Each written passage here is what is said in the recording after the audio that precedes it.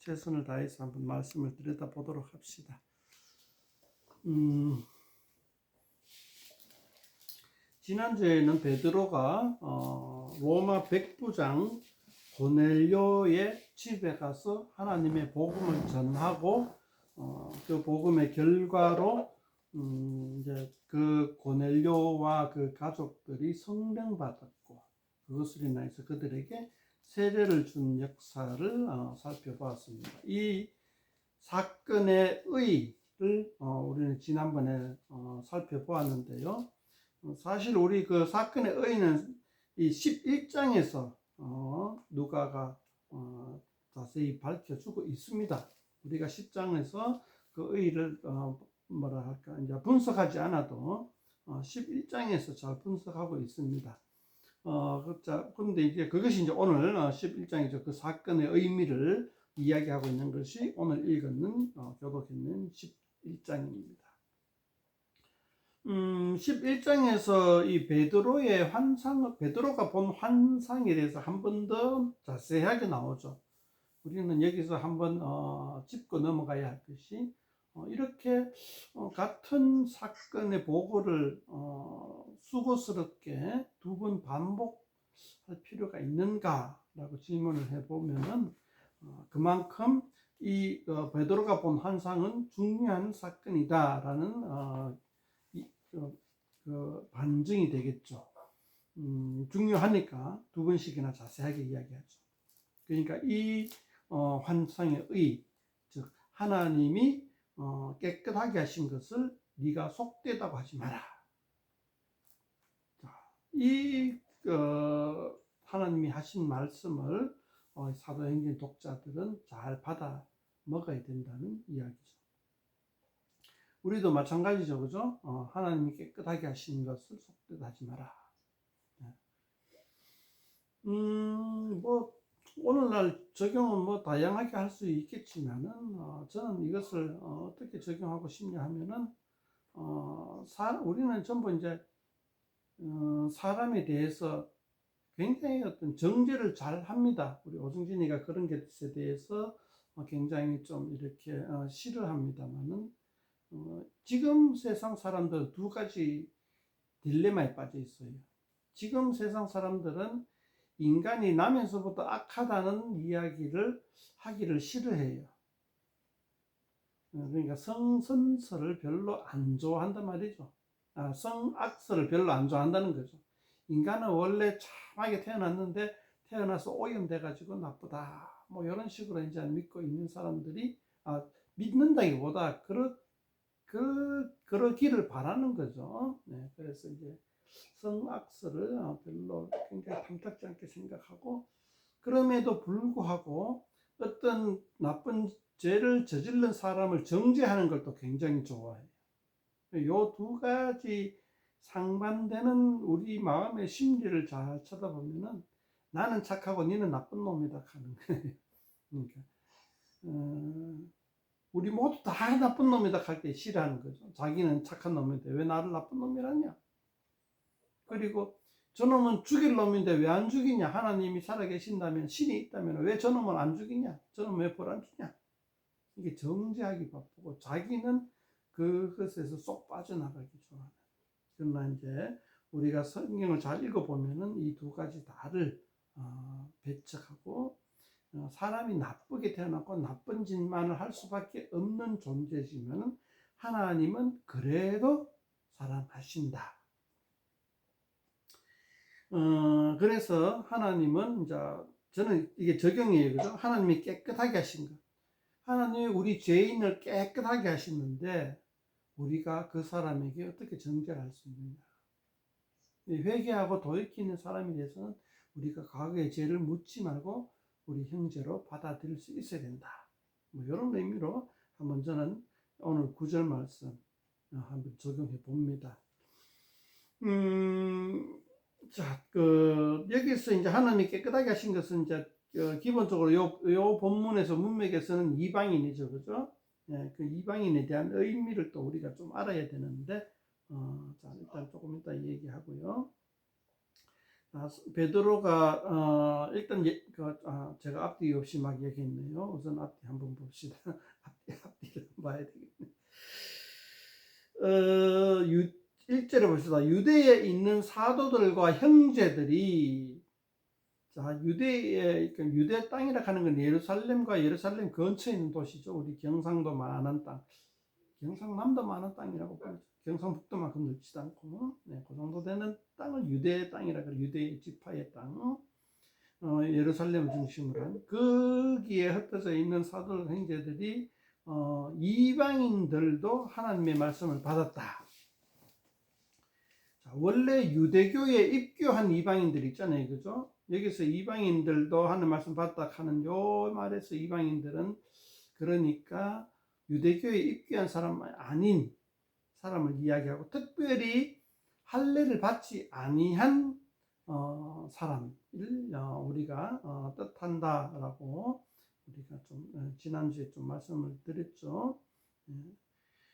그런데 그 사람들이 하나님의 말씀을 받았다 하는 것, 그러니까 요 복음을, 여기서는 우리가 쉽게 말하는 복음, 예수 그리스도에 관한 복음을 여기서 하나님의 말씀이라고 표현을 하고 있습니다.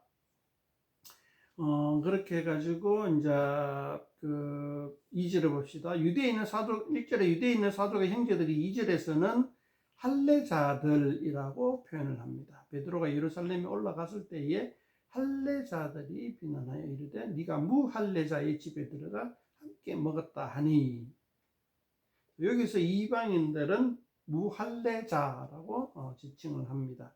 그러니까 이방인과 유대교인의 그 경계선은 바로 할례의 유무였죠.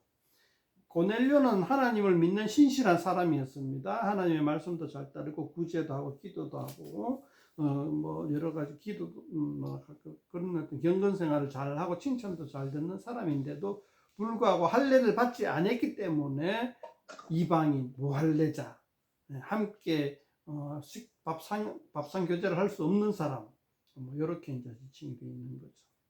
그래서 이제 베드로가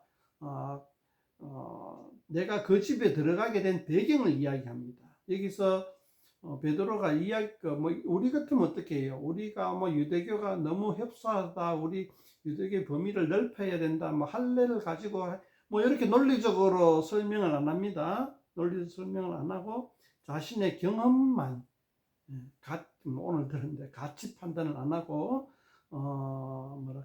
팩트 체크를 하는 겁니다. 그러니까 자신의 경험담만 이야기하고 있죠. 자신의 경험담 끝에, 지난번 10장에서 나온 경험담 끝에 이렇게 얘기하죠. 17절에 그런즉 하나님이 우리가 주 예수 그리스도를 믿을 때에 주신 것과 같은 선물을 그들에게도 주셨으니 내가 누구에게 하나님을 능히 맡겠느냐.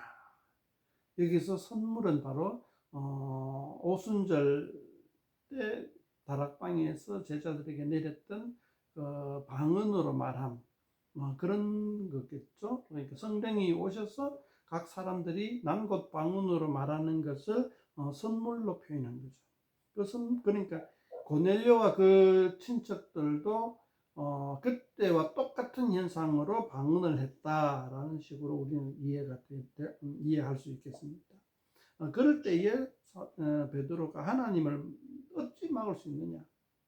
하나님이 그들에게 성령을 선물로 주셨는데 우리가 어떻게 막겠느냐? 그래서 이제 세례를 준 느낌, 주는 그런 거 우리는 잘 기억하고 있습니다. 이렇게 베드로가 예루살렘에서 이방인에게 세례를 준 것, 이방인과 함께 교제를 한 것에 대해서 경험담을 들려줬을 때의 반응이 18절이죠. 그들이 이 말을 듣고 잠잠하여 하나님께 영광을 돌려 이르되 그러면 하나님께서 이방인에게도 생명 얻는 회개를 주셨도다. 이게 이제 그들이 결과적으로 받아들인 사실이죠. 이방인에게도, 즉 무할례자에게도 생명 얻는 회개를 주셨다. 이게 이제 결과를 받아들이는 거예요. 예루살렘에 있는 성도들이. 우리는 이러한 것에 대해서 사실 이 성경 사도행전 11장의 내용이 아니면은 우리한테는 뭐 좀 뭐랄까 딴 나라 얘기고 뜬금없는 얘기고 우리하고 아무 상관없는 얘기잖아요, 그죠? 근데 이제 11장에 그렇게 적혀져 있으니까 우리 초대교회에 이런 일이 있었구나 하는 정도로 이제 받아들여지고, 그럼에도 불구하고 여전히 우리의 삶과 우리의 사고에 크게 뭐랄까 들어오는 게 없는 것 같은, 우리와는 전혀 별개의 세상의 일이다 라는 느낌을 지울 수는 없어요. 그렇지만은 저는 이제 이야기하고 싶은 게, 이 사건에 대해서 우리는 굉장히 깊이 숙고해야 된다. 왜냐면 이게 우리의 뿌리이거든요. 우리 신앙의 뿌리이고, 교회의 태동기였고, 그 태동기의 모습, 정체성이거든요. 그러니까 처음에 이제 예수님을 믿는 사람들도 이 할례를 받는 사람만이 예수님을 믿고 하나님의 성령을 받는다 하는 그 정체성도 아니고 뭐죠? 선입견도 아니고 사고방식도 아니고 그 세계관에 딱 갇혀 있었단 말이에요. 하나님은 할례 받는 아브라함의 자손에게 만 하나님의 성령이 임하신다라는 사고에 딱 갇혀 있다가, 할례와는 상관없이 성령이 임하시는 것을 보고 그 세계관이 완전히 깨어진다. 이 사건이 일어나기 전에는, 고넬료 사건이 일어나기 전에는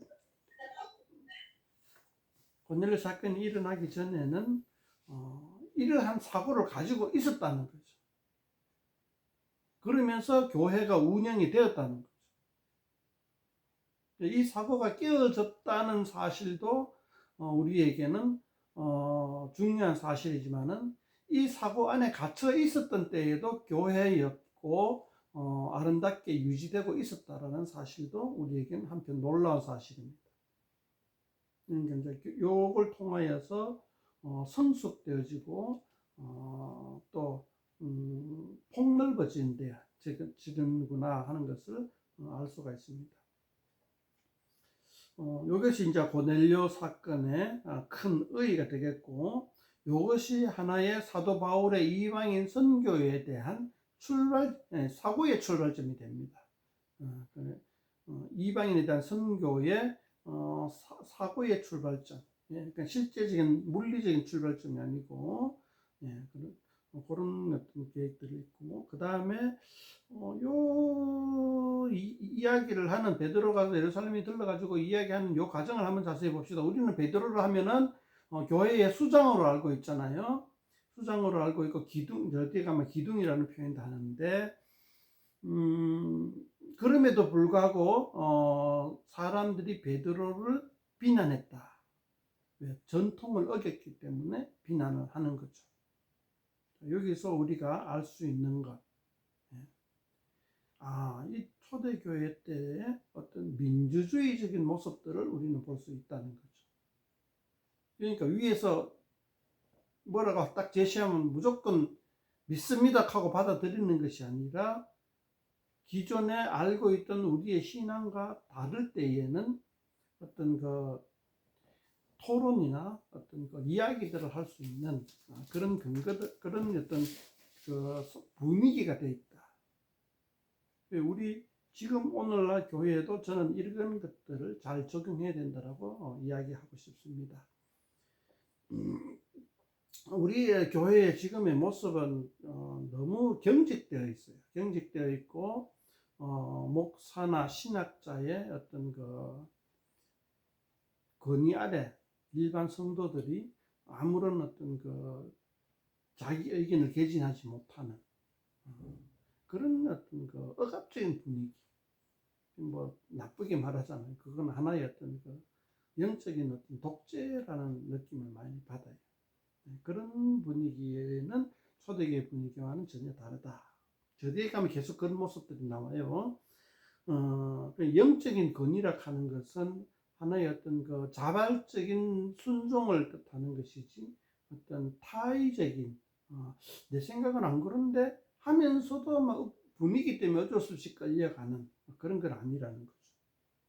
오늘날 교회의 모습과는 좀 많이 다르다. 초대교회 모습은. 그런 것을 우리가 1장에서 18절, 1절에서 18절까지를 보고 한번 살펴봤는 저의 적용점입니다.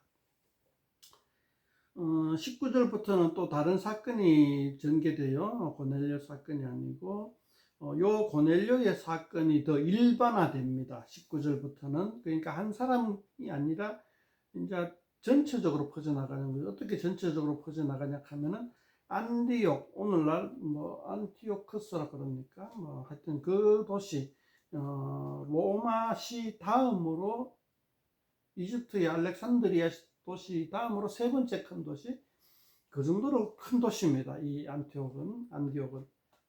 안티오크스라 하죠.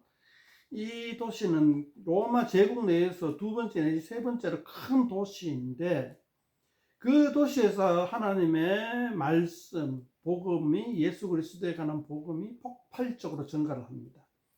폭발적으로 전가를 하는데, 그 안티오코스에는 유대인도 있지만 거의 대부분이 이제 그 헬라인, 로마인, 외부 이방인으로 구성되어 있죠. 유대인은 수적으로 따지자면 소수입니다. 그런 큰 도시에서 일어난 교회가 수적으로 따져도 이방인이 더 많이 들어온 거예요. 고넬료 같은 무할례자들이 더 많은 거예요. 할례자들보다. 할례자들이 소수고 무할례자들이 대다수인 교회가 생겨버립니다. 이거는 사실 어마어마한 사건이죠. 만일 고넬료와 같은 사건이 없었고 베드로의 그러한 경험이 없었더라면은 이 안디옥의 교회와 예루살렘 교회가 갈라설 수밖에 없는 상황이에요. 예루살렘 교회는 할례자들의 교회고 안디옥 교회는 무할례자들의 교회다. 옛날에 예루살렘 성전 중심의 유대교와 사마리아에 있는 성전 중심의 그 유대교로 구분되어 있던 것 같은 똑같은 상황이 벌어질 뻔한 거죠. 만약에 베드로야가 고넬료의 사건이 없었더라면, 이 고넬료의 사건 때문에 이 예루살렘 교회와 안디옥 교회가 하나가 될 수가 있는 겁니다. 안디옥에서 그렇게 폭발적으로 그 회개하고 예수님 믿는 사람들이 많아지자 이 예루살렘 교회에서는 바나바를 안디옥에 파송합니다. 왜 파송했을까요? 우리는 그렇죠. 그냥 예수님 믿으면 끝 아니냐라고 하는데 바나바를 파송한 이유가 뭡니까? 교육이라는 것을, 교육하는 필요를 느꼈다는 거죠. 교육. 성령을 받았다고 해서 끝이 아닙니다. 그건 출발이 불가한 거예요. 태어난 것에 불과한 거예요. 영적인 성장이 있어야 되고, 그렇습니다. 그래서 이제 바나바를 안디옥에 보내가지고 어떤 그 사람들을 잘 성장할 수 있도록 교육하는 책임을 가지고 이제 갔던 거죠. 하나 이제 여기서는 이제 선지자라고 이야기를, 바나바 같은 사람을 선지자라고 표현을 하기도 하는데, 오늘날로 따지면은 목사보다 교사의 역할, 신학자의 역할에 가깝기도 합니다. 그런데 바나바의 원래 그 장점은 그거죠. 그 상담이죠. 위로하는 사람으로서. 그런 사람이 이제 안디옥에 가서 이제 안디옥 교회에 여러 가지 목사의 목회를 전담하고 있는데, 혼자서는 부족하죠. 혼자서는 무리가 너무 크니까 혼자서는 부족해서 사울, 우리가 알고 있던 저 앞에 나왔던 사울을 다마스커스에서 회심했던 그 사울을 데리고 와서 둘이서 같이 안디옥 교회에서 교회를 26절에 큰 무리를 가르쳤다, 이렇게 이야기합니다. 이런 이제 안디옥 교회는 고넬료의 보편 확장편이죠. 그것이 이제 26절까지 나오고, 좀 특징적인 게 26절에 비로소 그리스도인이라 일컬음을 받게 됐다. 세상 사람들로부터 우리나라 말로 치면 예수쟁이라는 말이 붙었다는 거죠. 그리스도인. 여기서 그리스도라 하는 건 이제 헬라 말이고 원래 히브리 말로는 메시아라는 거죠. 그러니까 여기서 이제 그리스도라는 말이 원래는 구원자 뭐 이런 뜻이고, 뭐 약간의 우리로 치면은 영웅 정도, 뭐 히어로 정도의 어떤 이미지였다면은 그것이 안디옥 교회에서 이제 하나의 고유명사로 바뀌어 버립니다. 그리스도인이라 하는 말을 통해 가지고. 예. 그렇게 이제 26절까지를 우리가 좀 살펴볼 수 있고, 27절부터는 이제 이 안디옥 교회와 예루살렘 교회가 어떻게 실질적으로 하나가 되어 가는가에 대해서 살짝 보여주는데 이렇습니다. 흉년이 일어났을 때에 안디옥 교회가 예루살렘 교회에 부조를 보냅니다. 그러니까 이제 굉장히 세상에서는, 로마 제국 내에서는 보기 힘든 장면이죠. 네. 이것도 굉장히 우리에게는 초대교회의 중요한 모습이죠. 네. 오늘날에는 이러한 모습을 교회 안에서 찾아보기가 힘들다. 사실 이걸 우리는 굉장히 중요한 선례로 삼고 따라가도록 노력해야 되는 거예요. 굉장히 짧은 4개의 구절에서 나와 있지만은 이 구절을 통해서 우리가 배울 게 참 귀한 게 있다는 거죠. 첫 번째는 안디옥 교회와 예루살렘 교회가 어떤 물질적으로 육신적으로 하나가 되었다. 영적으로 하나가 되는 것은 무할레자의 안디옥 고넬료 때문에 넘어섰지만은 실제적으로 교류가 일어나는 것은 이 흉년으로 인해 가지고 부조하는 거죠. 우리 전통 풍습에서도 이런 일로 인하여 친해지는 게 많잖아요. 사람이 어려울 때에 가서 도와주면 굉장히 친해집니다. 결혼식 가서 축하해주면 안 친해지는데 장례식 가서 같이 슬퍼해주면 굉장히 친해져요. 그러니까 어려울 때에 도와주는 것은 진짜 하나가 되는 어떤 하나가 되기 쉬운 어떤 절차라는 거죠.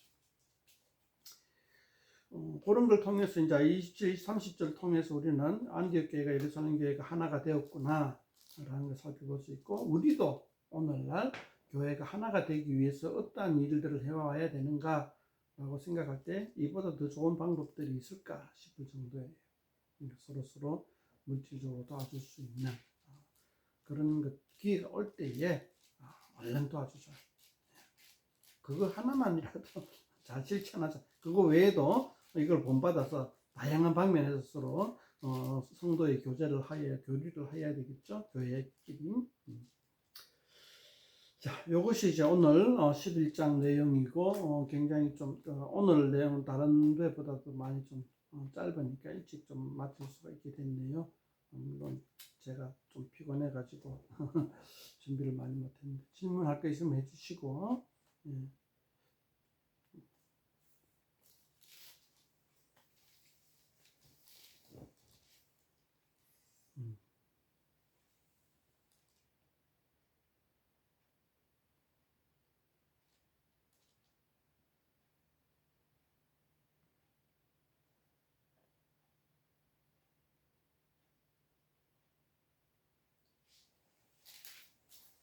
재미있는 사실이 있어요. 여기 우리는 할례자, 무할례자 뭐 이렇게 표현하는데, 할례자, 무할례자, 우리나라 말에는 그렇게 앞에 무자가 없고, 영어는 모르겠지만 영어에는 뭐 영어도 뭐 할례자의 반대말이고 앞에 의미가 있고 어두가 뭐 붙여가지고 뭐 될 것 같은데, 헬라어를 보니까 전혀 딴 이야기가 나와요. 할례자는 뭐 페리토메라고 나오고, 무할례자는 아크로푸시아, 아크로부스티아 이렇게 나와요. 이게 좀 다른 말인데 왜 이야기하냐 하면 재미가 있어가지고 요즘 뜨는 그 아크로비스트하고 발음이 비슷해가지고 깜짝 놀랐어요. 그거는 완전히 좀 다르지만은 그 무할레자가 아크로부스티아 이렇게 나오더라고요. 이제 예, 그런 어떤 헬라어를 보니까 좀 재미가 있었다라고 한번 이야기해보고 싶어요. 뭐 별로 중요한 게 아닙니다.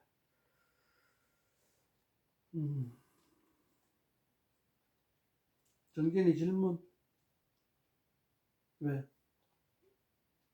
왜 갑자기 질문이 없는데? 호모는 예수 맨날 강조하는 게 비로소 그리스도인이라 일컬음을 받게 되었다. 세상 사람들로부터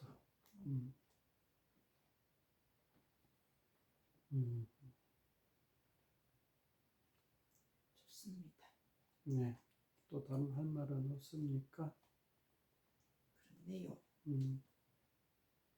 19절에 한번 봅시다. 19절 저 끝에 보면은 유대인에게만 말씀을 전하는데 이때까지만 하더라도 사람들이 이제 그거였죠. 물론 뭐 사도 바울 외에는 사도행전이 끝날 때까지 이 고정된 관념에서 사람들 예수 믿는 사람들이 벗어나지 못합니다. 끝까지 사도 바울에게 딴지를 겁니다.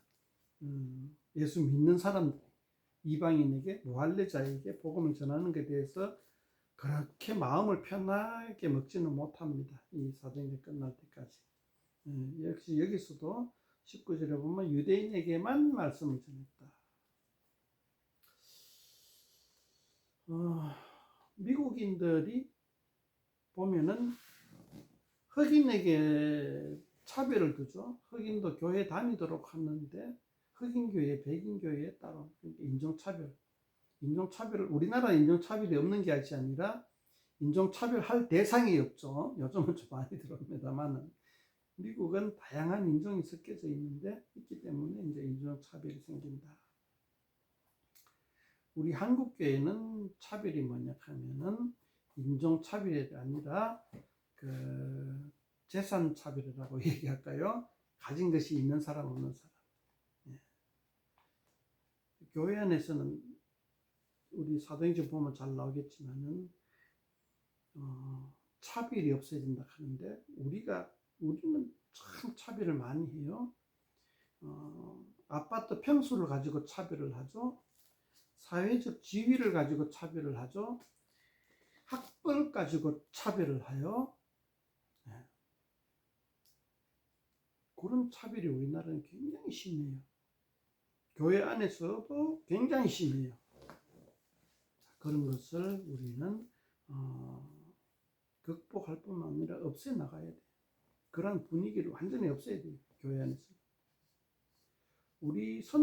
우리나라 선교 초기에 아직까지 머슴과 양반과 상놈과 머슴이라는 계급이 존재할 때에 교회 안에서 머슴이 장로가 됐어요. 머슴이 장로가 돼가지고 양반인 어떤 그 누군지 유명한 사람인데 양반이 머슴인 장로에게 교회 안에서 그 권위를 존중해주는 유명한 사건이 있는데 제가 기억이 잘 안 나요. 그럴 정도로 교회 안에서는 굉장히 어떤 그 사회적 구습을 이겨내는 그런 모습들을 우리 한국 선교 초기에 보여줬다는 거죠. 그 당시 선교사들도 미국 내에서는 감히 상상도 못하는 게 흑인과 백인이 같이 예배드리는 것에 대해서 그런 때에 우리나라에서는 머슴과 양반이 교회 안에서 이렇게 서로 존중해주는 모습들을 보여왔다. 굉장히 자랑할 만한 우리 선교 역사예요. 그런데 오늘날 우리는 어떻습니까? 학벌, 재산, 사회, 직장의 직위 같은 것들, 그런 것들로 아파트 평수 같은 것들로 서로 차별하는 그런 모습들. 저는 참 그러고도 예수님을 믿는다고 할 수가 있는가에 대해서 참 회의감이 많이 들어요. 네, 참 회개한 모습들입니다.